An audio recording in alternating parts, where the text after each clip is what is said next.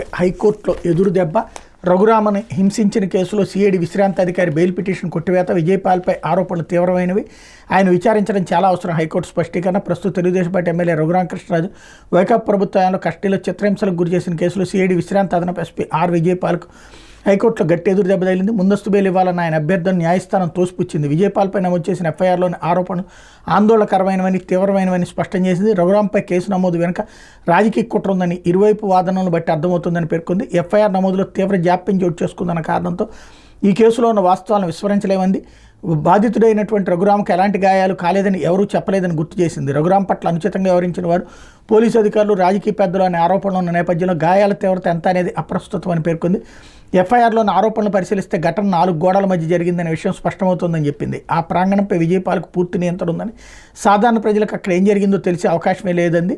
కాబట్టి దర్యాప్తులో భాగంగా ఆయన విచారించడం ఎంతైనా అవసరమని అభిప్రాయపడింది. ఈ దశలో బెయిలిస్తే విచారణకు అవరోధంగా మారుతుందని, అందుకే తిరస్కరిస్తున్నట్టు వెల్లడించింది అన్నటువంటి వార్తని హైలైట్ చేశారు. లేకపోతే మహిళా కమిషన్ చైర్పర్సన్ గజ్జల వెంకటలక్ష్మికి ఉద్వాసన. స్వతంత్ర ప్రతిపత్తి సంస్థలో ఉన్న ఫక్తు వైకాపా కార్యకర్తల వ్యవహారం, ఆమె అధికారులు కార్యాలయం ఛాంబర్ సీజ్ చేస్తున్నారని మహిళా శిశు సంక్షేమ శాఖ మేము నిలువెల్ల వైకాపా భావజాలం, స్వతంత్ర ప్రతిపత్తి పదవిలో ఉన్నామనేటటువంటి ఆలోచన లేకపోవడం, మహిళా కమిషన్ సభ్యురాలుగా అంతకుముందు సామాజిక మాధ్యమాల అడ్డగోలుగా వీడియోలు, రాజకీయ పోస్టులు, వైకాపాకు వంతపాడేలా వ్యవహార శైలి, ప్రభుత్వాన్ని సైతం ధిక్కరించడం, వెరసి మహిళా కమిషన్ చైర్పర్సన్ పదవి నుంచి గజ్జల వెంకటలక్ష్మికి రాష్ట్ర ప్రభుత్వం ఉద్వాసన పలికింది. పదవీకాలం ఏడాది ఆగస్టు 25న ముగిసిన నేపథ్యంలో ఆమె అధికారాలను కార్యాలయంలోని ఛాంబర్ను సీజ్ చేస్తూ మహిళా శిశు సంక్షేమ శాఖ కార్యదర్శి సూర్యకుమారి సోమవారం మెమో జారీ చేశారు. ఈ మేరకు చర్యలు తీసుకోవాలని మహిళా కమిషన్ కార్యదర్శికి ఆదేశాలు ఇచ్చారు.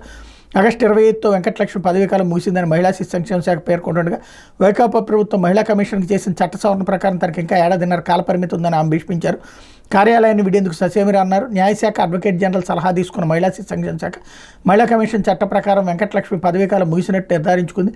ఆమె అధికారాలను సీజ్ చేస్తూ మెమో ఇచ్చింది. దీంతో వెంకటలక్ష్మి కార్యాలయాన్ని మహిళా కమిషన్ అధికారులు స్వాధీనం చేసుకున్నారు.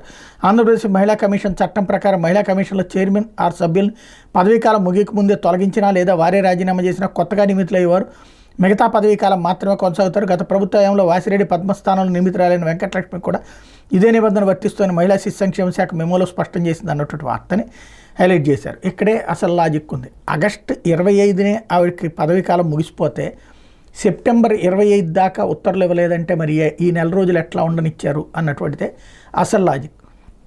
ఇక్కడ తర్వాత లీగల్గా అవుతుంది. ఇవన్నీ కామన్గా నడిచేటటువంటి వ్యవహారం. లేకపోతే